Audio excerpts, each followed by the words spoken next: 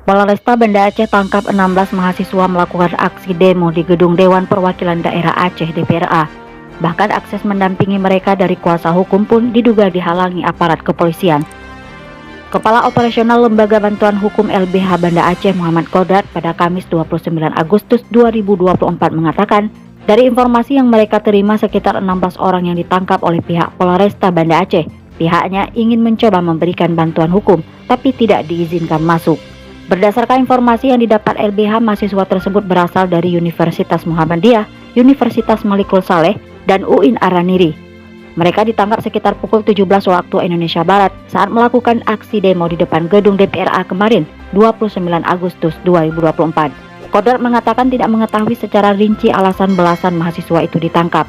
Namun berdasarkan video beredar, mahasiswa bersama aparat kepolisian sempat terjadi aksi saling kejar-kejaran.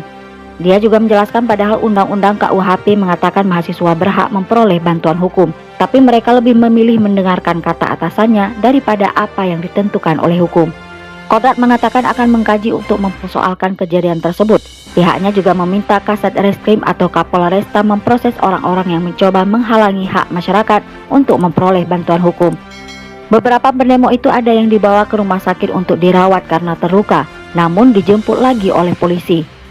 Sementara itu, Kasat Reskrim Polresta Banda Aceh Kompol Fadilah saat dihubungi tidak merespon apapun terkait penangkapan 16 mahasiswa tersebut.